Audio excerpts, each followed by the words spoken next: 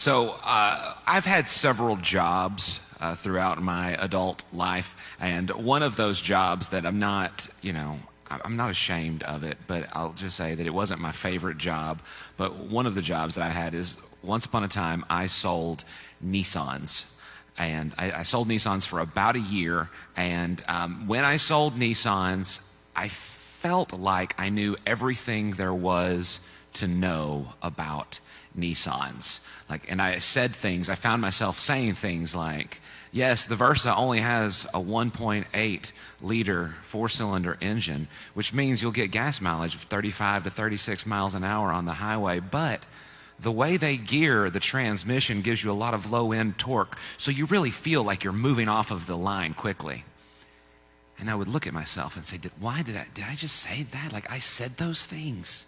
Like, I could elucidate the differences between a regular Nissan transmission and the CVT, or constant velocity transmission, which wasn't truly a transmission because it didn't use gears. It was a transmission like the old Cushman motor scooters had, and that it was a pulley-driven system. But I learned never to tell somebody that the transmission in this Nissan Murano is like that in a 50cc motor scooter, because that doesn't instill a lot of confidence in them to pay a lot of cash for a car. Right? I learned all of those things, and I did test drives, and I learned the process, and did all the things so that every month I could sell 10 to 15 Nissans. And then one day, and I thought I'd answered all of the questions that could possibly be thrown at me on all the different lines and models, until one day I was on a test drive with a guy, and we were test driving one of my probably my favorite Nissan ever, which is a Nissan Sentra Spec V. A Spec V is a special version of the Nissan Sentra. So instead of it having a 2-liter four-cylinder engine that most Nissan Sentras have, Nissan Sentra is a compact car, it had the same engine as the Maxima, like a 3.5-liter V6 in a Sentra body. Man, that thing would fly. And it was a stick shift, awesome, fun car to drive. And I was driving it with this guy one time, and he's asking me questions about this special version of the Nissan and all of these things, and I'm answering all those questions until he says, so I've never owned a Nissan. What's it like to own a Nissan? At the time, I was driving a 14-year-old Toyota T100 pickup truck, and I said, I don't know. And he said, wait, you sell Nissans, but you don't own a Nissan? And I was like, well, I sell Nissans, but I can't afford a new Nissan, so because I don't sell enough of them.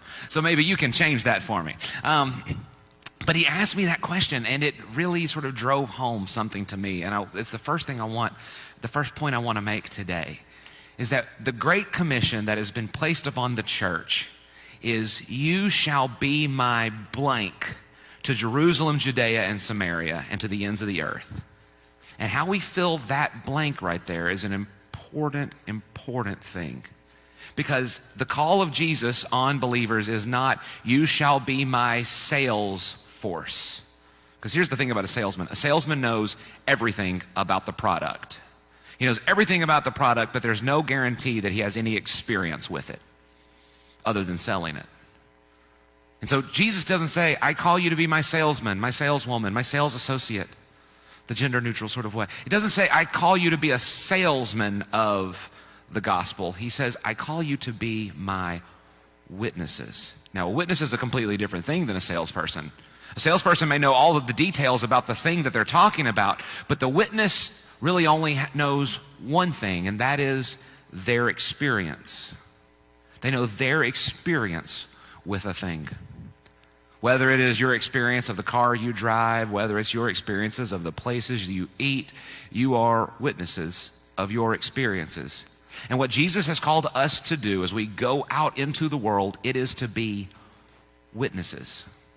Which should take a lot of pressure off of you and me, right? Because he isn't saying, I send you out as the most knowledgeable people on the planet. He doesn't say, I send you out as people who know everything, all of the details, all of the minutia of the Bible. No, he says, I send you out as my witnesses. Which means that all you and I have to do is we have to tell what we have seen. We tell what we have experienced. This morning we're talking about the barrier of ignorance and how it is that we can break through ignorance to be able to share the gospel. And the first thing that we have to understand right off the bat is that what we're called to share is not details. It isn't the difference between one transmission and another. It is we are called to share our experience. And we're going to talk about sharing this experience along really sort of two main points. And when we share our experience, the first thing that we need to understand is the message.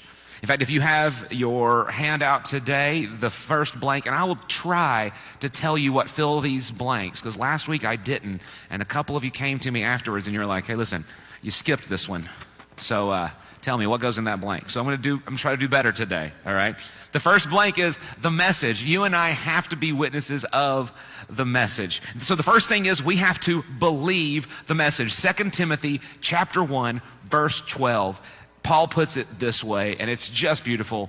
He says, "But I am not ashamed, for I know whom I have believed, and I am convinced that he is able to guard until that day what has been entrusted to me." These are the lyrics of an old song, actually. "For I know whom I have believed in, and am persuaded that he..." You can finish it. You don't have to finish it. But yeah, that's it. Right? I know whom I have believed in. The first thing that we have to do if we're going to be witnesses of this message is we have to believe the message. Now, I think sometimes we have an issue of belief. Oh, thank you. We have some men who are passing out some handouts. If you need one, raise your hand and we'll get one to you. I think sometimes we have an issue of belief, right? Because here's what I know about us, about you and me, and that is that when we believe something, we are very vocal about it. In fact, sometimes the more we believe it, the more vocal we are about it. Like if I were to say, that the best hamburger in Orange, Texas is found at, some of you would fill that blank very quickly. And you would fill it maybe some different ways. And there may even be some contention here. There may even be violence over the issue of the best burger in Orange, Texas. I have my convictions about where the best burger is. You have yours. That's fine. We can disagree. But we have different ideas. And here's what I love. I love that when I say Lucy's, in fact, I did this morning with Lori, the woman who runs our slides. I did this morning. She didn't know she was part of an experiment. I just mentioned Lucy's, the eatery here in Orange, Texas. I said Lucy's, and she said, "Oh, I love Lucy's." What I love is that when I said Lucy's to you all, some of your faces lit up. It's like I started talking about your grandbabies. Like, "Oh, Lucy's. Oh, I miss Lucy's. I can't wait till they reopen." Right? Oh, so great. Because that's us. When we believe something, we testify to it. We give witness. We bear account of the things that we believe in. Sometimes I wonder if we don't share the gospel more. The reason 95% of people never lead someone else to faith in Jesus Christ is because they're not that convinced. Maybe they don't believe that strongly. Paul writes, and he says, "I know whom I have believed in." He is convinced. So he believes the message. So we have to believe the message. Second to that, we have to know the message. Now, the message of the gospel is not complicated. It is simple. It is very simple. And I've had people who've told me over the years, I was in youth ministry for a number of years, and I would have teenagers tell me, I just can't get with all the Bible stuff. I can't remember it all. I don't know it that well. I one time had a young man who told me that he couldn't remember all of that Bible stuff. He couldn't keep it all straight. This same young man, I one time saw him playing second base. He was playing second base, and the batter popped up.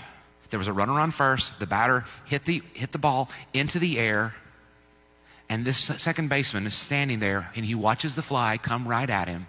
He has his glove open, and then he closes his glove, lets the ball fall right between his feet. He picks up the ball, tags the runner, touches first base, one-man double play. And you might be saying, and I was saying, wait a minute, infield fly rule. Yeah, no, whatever the situation was, the infield fly rule didn't apply in that situation. He got a one-man double play. And he came off the field after that game, and I said, "How did you know How did you know that you could let that fly hit the ground and get a double play? He says, because in full fly rule. And then he starts spouting out all of this stuff about this rule in baseball. And I said, you understand that, but you can't tell the gospel to somebody? And we can understand things. The issue isn't that we don't know, it's that we haven't taken the time to learn. So let's talk about the gospel. And I want to put it, every presentation of the gospel really needs to have these four elements. And I don't care where you draw the gospel from. I think you can find the gospel from the beginning of the Bible in Genesis all the way to Revelation. I think it's imbued in every single chapter of this book. In fact, I'll present to you the gospel right now from the beginning of the Bible, Genesis, all right? And here are the four questions. The four questions that the gospel has to answer is, who is God? Who am I? What did Jesus do? And what must I do? Every gospel presentation has to answer those four questions. Who is God? Who am I? What did Jesus do? And what must I do? At the beginning of the book of Genesis, we have this picture of God. And God is the creator. God makes this beautiful place for people to live in. He fills it with perfect food. They have these perfect bodies. He builds a relationship between man and woman in marriage. And it's this beautiful picture. And so God is the creator. He is the loving creator in Genesis chapters 1 through 3. He's perfect. He's holy. Who am I? Or who am I? Well, I'm Adam. I'm this guy who's kind of bumbling around in this perfect world, making mistakes every time I get the chance. You and we're Adam and Eve. We're the people who have this beautiful opportunity in front of us, and yet we choose pride over trust in God. That's us. So that's who is God, who am I? Then what did Jesus do? And you say, wait, I don't see Jesus in Genesis. No, he's there. Because the promise of God, after God gives the curse for sin, God says, and your offspring, talking to the woman, and the son of a woman, one day will come along and he will crush the head of the serpent. That's Jesus. He's the one who crushed the head of the serpent. Jesus is the one in whom all sin is defeated, and the cycle of sin and death is defeated once, forever, for all. Jesus did that. So what Jesus do? Genesis, right there at the beginning. And then what must you and I do? Well, you and I must live the rest of our lives as Adam and Eve. People who are in a loving relationship with God and who look forward to the hope that is in Jesus. That's us. That's the gospel. Simple as that. And you see it in the first few chapters of Genesis, and you see it throughout the rest of Scripture.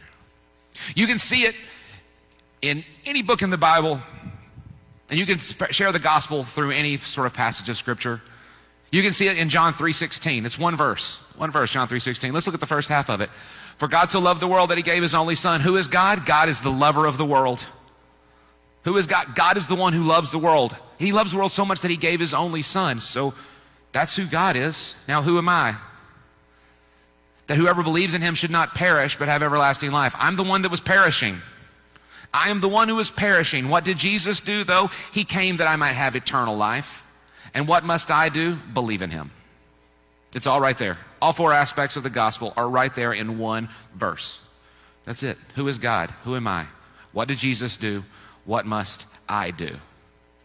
You can point to Scripture all over the Bible, and it shows the gospel. You don't even have to do that. In fact, there's another book that you find in Baptist churches all over the world, even though we very rarely crack them open anymore. In fact, if you look in front of you, there's a hymnal there. And in that hymnal, there's a song. It goes like this. I was sinking deep in sin, far from the peaceful shore, very deeply stained within, sinking to rise no more. Who am I? That's me. That's me. I'm the person that was like casually picnicking on the peaceful shore, and I said, I wonder how deep this water goes. That tide there, it looks like a rip tide. I wonder if I'm a good enough swimmer to get out of that rip tide. That's me. I'm the one who wanders away from the peaceful shore. But then, the master of the sea. Who is God? He's the master of the sea, the one who hears the despairing cry, and from the waters lifted me. Now safe am I. What did Jesus do? He rescued me. In fact, the chorus says exactly what Jesus did. Love, aka Jesus. Go ahead, Glory. Love lifted me. Love lifted me. When nothing else could help, love lifted me. And now, what must I do? verse 2. It's not there. Oh, there it is. All my heart to him I give. Ever to him I'll cling. In his blessed presence live. Ever his praises sing. That's the gospel. 2 verses of a really familiar hymn shares the gospel. That's it. That's the whole presentation right there. So, can you and I know the gospel? Absolutely. Can we know it? Can we share it? Absolutely. It's there. It's there. We see it throughout Scripture. We can see it in something as simple as a song. Now, I think what we sometimes get hung up on is not the message of the gospel. I think it is the method of the gospel. In fact, that next main headline there is the method. And what I think we need to see is that no one method is perfect. No one method is perfect. In fact, I'm going to give you 3 different methods for sharing the gospel in just a minute. But one method might be perfect for you. I have some ways that I like to share the gospel. They may not be the ways that you like to share the gospel. Different people are going to share the gospel in different ways. And no one method is the perfect method for sharing the gospel. It is a matter of finding what works for you, that you feel comfortable sharing the gospel through a certain way, and then doing it. Consider this. In fact, I think what's most important, in fact, I've left a blank there that's for the primacy of the message. So what I want you to do right now is I want you to all think of a story where Jesus heals someone. All right, think of a story where Jesus heals someone. All right, do you have it? All right, just kind of raise your hand once you've got a story of how Jesus healed somebody. You've got it in your head. All right, you've got a story in your head. Everybody got one. Jacob, I don't see your hand raised. Have you got a story of how Jesus healed somebody? You weren't going to participate in this, were you? Oh, you thought, I'll just sit back here and chill and he'll never even notice. Sorry, bro, social distancing. I can see you clearly. All right, everybody has a favorite, a story of how Jesus healed somebody. Here's what I want you to do. I want you to tell your neighbor about that healing. Go ahead. Tell your neighbor the healing that you had in mind of how Jesus healed somebody. Which story is it?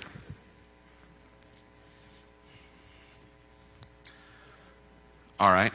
Now, raise your hand if you and your neighbor had the same story. Okay, a couple of you, just a couple.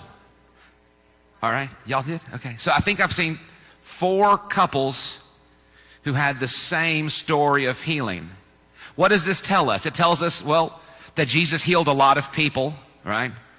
Jesus healed a lot of people, and he did it a lot of ways.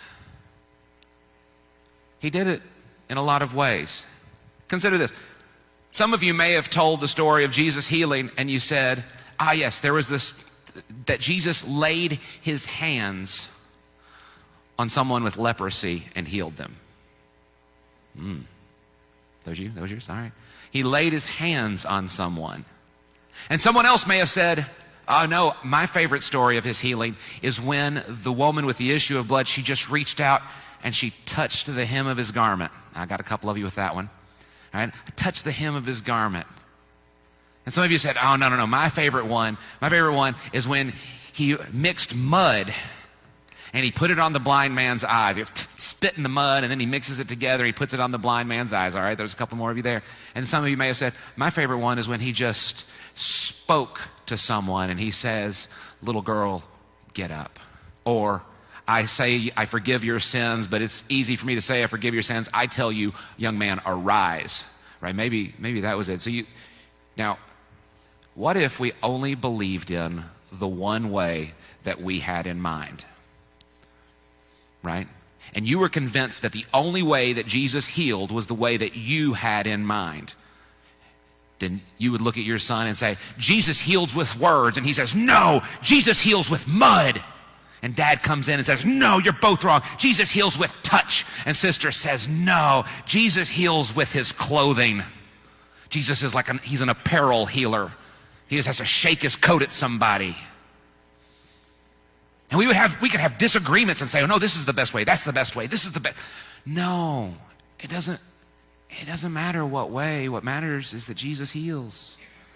What matters is the message that Jesus is the healer, that Jesus is the Messiah, the Son of God. That's what matters. The method is far less important. When we get in fights in church, what's it about? Yeah, it's about the method. It's almost always about the method. We very, very rarely get in a disagreement about the message, right? Because after 2,000 years of theology and theological thinking and teaching, we've pretty much got the message pretty solid. Like we got pretty much this whole Bible thing. You know, there are a few things that are a little on the fringes here and there, but we can all agree on the big heart of the gospel. We got the message, but man, sometimes the method gets in the way. We wouldn't disagree about that Jesus used different methods on healing. And so we shouldn't disagree that we can have different methods of sharing the gospel. That you and I might share the gospel in some different ways. And that doesn't mean that your way is better or my way is worse. It's just like Willie Nelson says, it ain't wrong. It's just different. And that's all right. We can have some different ways. But what's most important, the primacy is of the message. So let's talk about some options. The first option is to testify, to have a testimony. Now, there are really kind of two types of testimony. The first is of your conversion. A conversion testimony tells about what your life was before Christ. It tells about how you became a Christian, and then sort of what life is like after Christ. You can look in Acts chapter 22, and Paul tells the story of his conversion. It starts this way. He says, I am a Jew born in Tarsus in Cilicia, but brought up in this city, educated at the feet of Gamaliel, according to the strict manner of the law of our fathers, being zealous for God, as all of you are this day. He's testifying to a group of Jews who were the leading council of the town. He was testifying before them and giving his testimony. And he says, my background is just like your background. Now you can go to Acts 22, and it takes the whole chapter where he tells the story. And it is essentially just that. It is his life before Christ, how he came to know Christ, and then what his life was after Christ. If you and I are Christians, then we have this testimony. There should be a testimony of our conversion, of how it is, of what our life was before him, how we came to know him, and what our life has been since then. But your testimony doesn't just have to be your conversion. In fact, your testimony can simply be today. It can simply be what God is doing in your life today. It can be that you've had an ache or a pain, and this morning it's feeling better. That you've been praying that God would relieve it, and you're feeling better. It could be that you've been praying for a particular situation to happen, and God opened these doors seemingly miraculously, and now things are different. That can be your testimony. Your testimony doesn't have to just be 70 years ago, 50, 10, 20, however many years ago I came to know the Lord. In fact, that's part of your testimony, but if that's your only testimony, wake up. Stop dreaming. Don't be asleep. God didn't just do that then. God is doing things in your life right now. Open your eyes and see them. Because God is active in your life today. And part of our testimony is to say what God is doing now. And there's some wonderful things about the testimony, and why I oftentimes will find myself giving a word of testimony to an unbeliever. And it's that first, and this is blank number 1 on your slot there, it says, easy to remember. Now some of you are looking at me and you're saying, wait a minute, it says easy blank blank morning. And you can just scratch out the word morning there. I just did that to see if I could put that song into your head. And some of you are like, I'm singing easy like Sunday morning right now. No, it's not easy like, it's easy to remember, right? Your testimony is easy to remember because it happened to you, right? It happened to you, so you can tell the story that happened to you. I don't know if this has ever happened to you, but if you're married, I'm going to guess that it has, that you were telling a story of something that happened to you, and somebody corrected you. Is my wife looking at me? Anyway, like sometimes that happens, right? Like, it cracks me up when that happens. Like, oh man, I was here and it was this day and this thing. No. It wasn't the winter. It was the summer. Okay, so it was the summer and we were out and no, he wasn't there. All right, well, he wasn't there, but I was there with, right? That's the thing about your testimony. Realistically, you remember your testimony, and no one can correct your testimony, although they might try, right? Nobody gets to tell you that your experiences weren't your experience. It's easy for you to remember, right? It's easy for you to remember. And here's the other thing about your testimony. It connects with people. Because the experiences that you have had connect with experiences that I have had.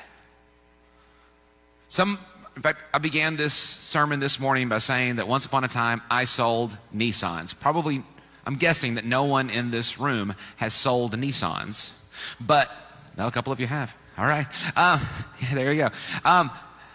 But even if you haven't sold Nissans, when I talked about having to memorize all of the details about the product you were selling, that connected with anybody who has sold a product for a living. And that's how it is with our testimonies. That's how it is with our stories. They connect with people. They connect with people. And so when you tell a story about the things that God is doing in your life, it naturally connects to people. And they can say, I've seen something similar to that happen in my life. And I guess I just never gave God credit for it. I just never thought that I had a heavenly Father who was concerned enough about me to move things into place for me. And so your testimony, it connects with people. I think the last thing that's a real benefit of the testimony is that it gives credit where credit is due. It gives credit where credit is due, because your testimony ought to be about pointing to your Heavenly Father. Ought to be about pointing to your Heavenly Father. I may have shared this before, but sometimes I'm not embarrassed, but I don't necessarily like my conversion testimony a whole lot, because my testimony is that I grew up in a Christian home and my parents took me to church every time the doors were open, and sometimes they even left me at church even after they went to lunch. No, Mom, I'm never going to forget it. Happened twice anyway. Right, they took me every time the doors were open and I became a Christian, and it's like, right? And I've always thought, man, I wish that my testimony was like, and you've probably heard people whose testimonies like this, right? It was like, man, it was rough, man. I started smoking, and then from smoking started drinking, and then I was doing drugs, and then I was a roadie for AC/DC. Man, and I was on the road with AC/DC every night, a different town, different drugs, different girls. But then I turned 7 and the Lord grabbed hold of me. Yeah. And that's not my testimony at all. My testimony's so boring by comparison. But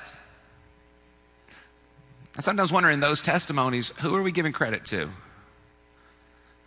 All credit goes to our Heavenly Father. Right? Even though, He didn't have to save me from the clutches of rock and roll and drugs, He still saved me. The cost was the same. My salvation was paid for by the precious blood of Christ, just like everyone else's. And our testimony gives credit to where credit is due.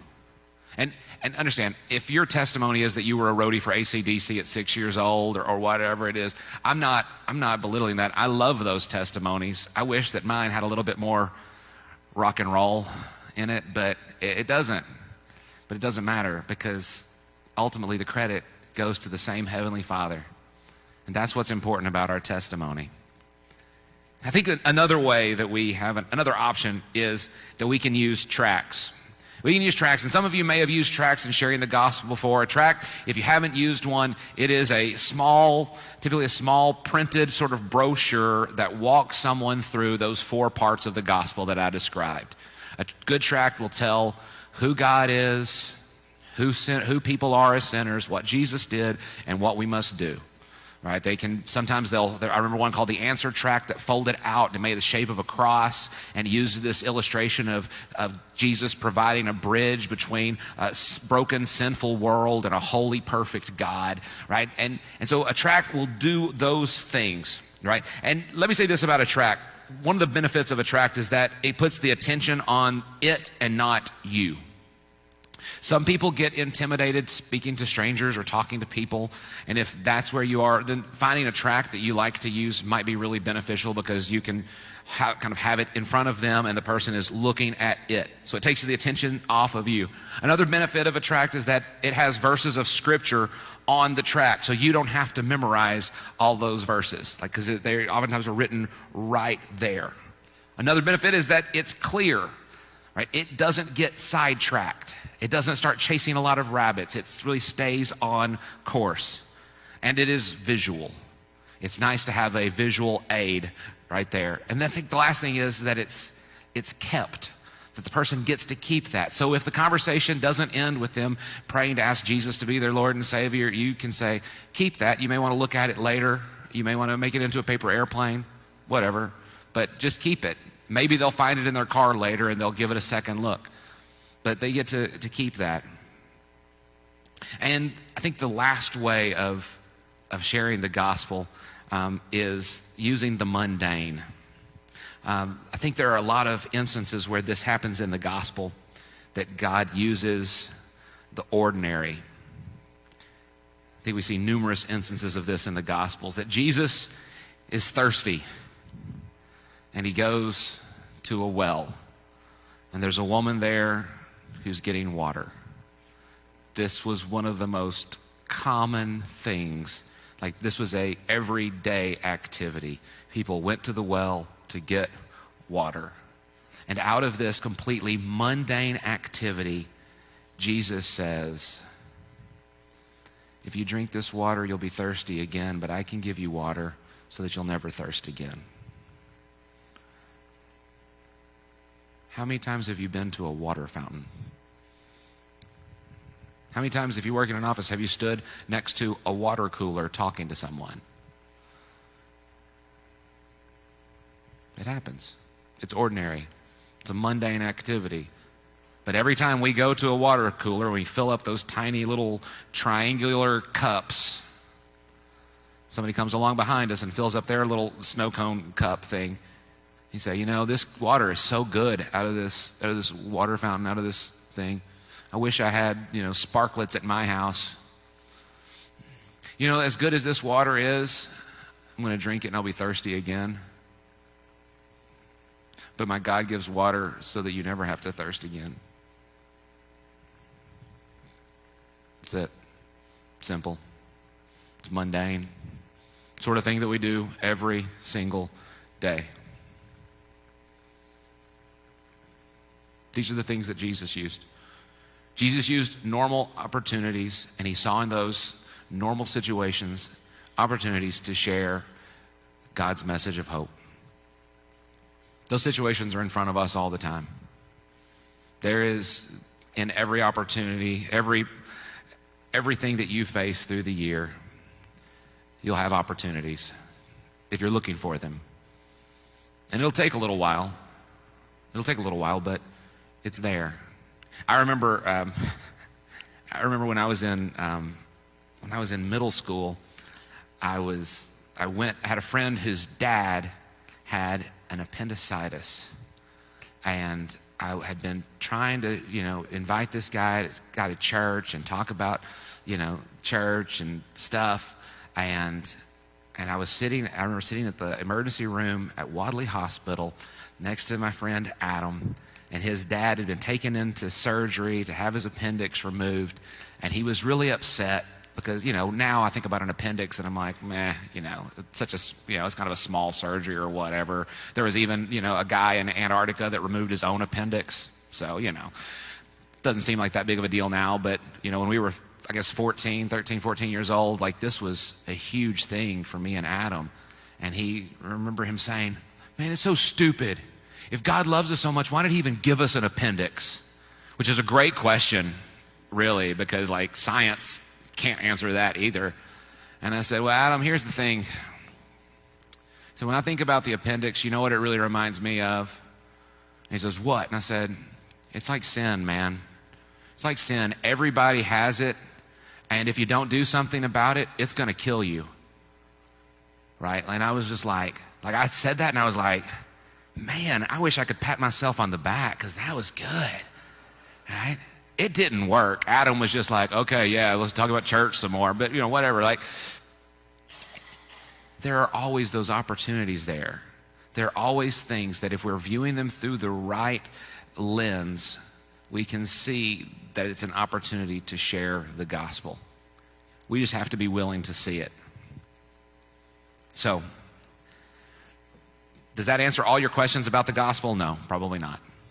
Does that answer every objection you'll ever hear to the gospel? Definitely not. We will, over the next several months, in fact, hopefully later this week, Reagan and I will be posting a video on our church's YouTube channel dealing with objections to the gospel. Our goal is to start a YouTube channel called Christ and Critics, where we can take some of the criticisms and some of the questions and issues that we face. In fact, if you have some of those, some questions that maybe you've heard before, or maybe some things that have stumped you, email me. Let me know. Text me. Let me know the questions that you have so that we can have some things to talk about on our YouTube channel. Otherwise, it'll be me and Reagan saying, what'd you have for breakfast? Me too.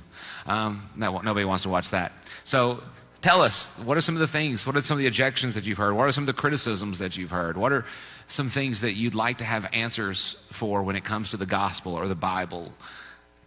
Because we'd like to deal with those things.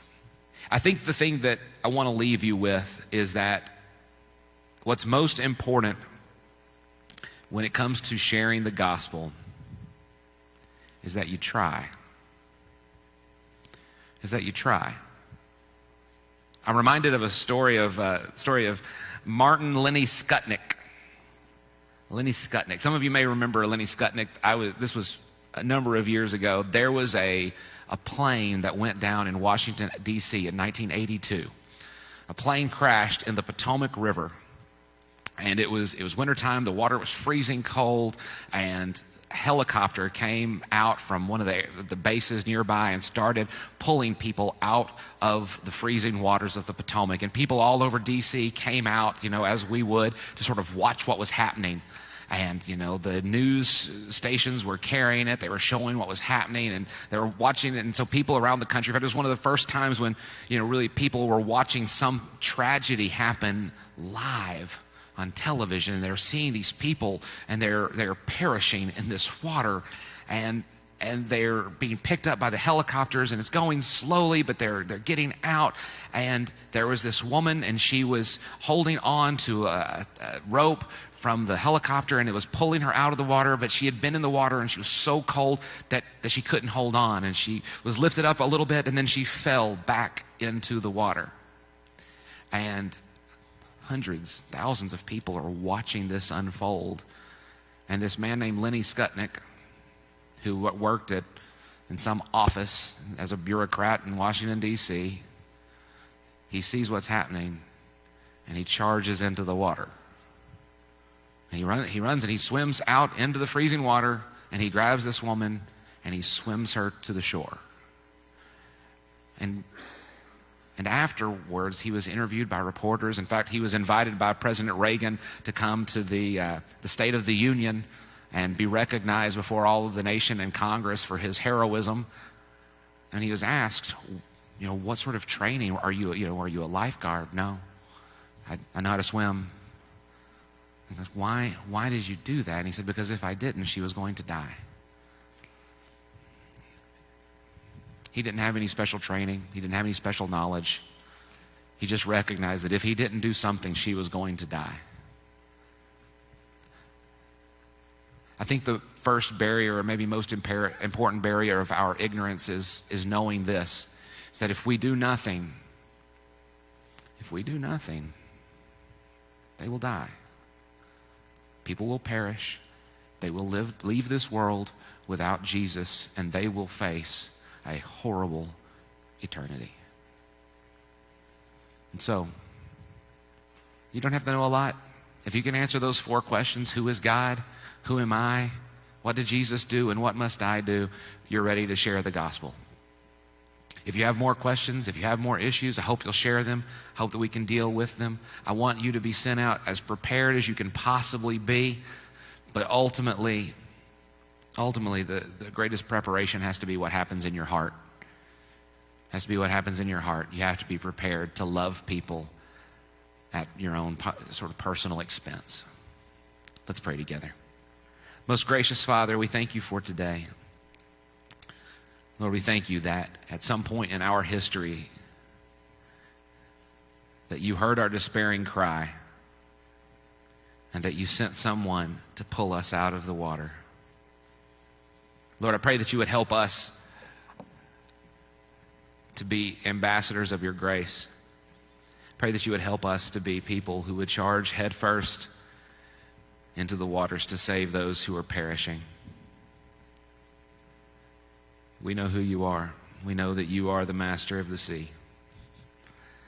And we know that the price of our sin we have earned, that the penalty is our reward. And in spite of that, you sent your Son. You sent your Son that we would be given what he earned.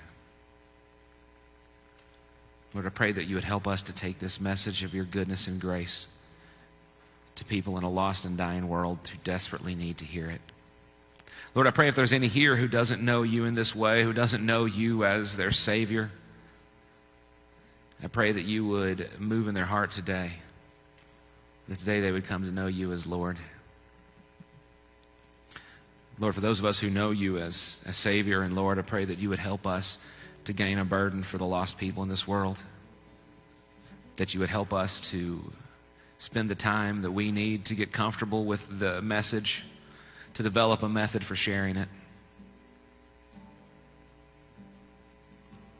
I pray that you would help us to unite together with the power of the gospel for the sake of this community.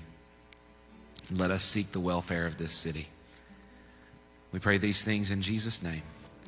Amen. Stand with me, if you will, for a time of invitation. If there's a decision that you need to make or need to make public, come on down and let's have a conversation today.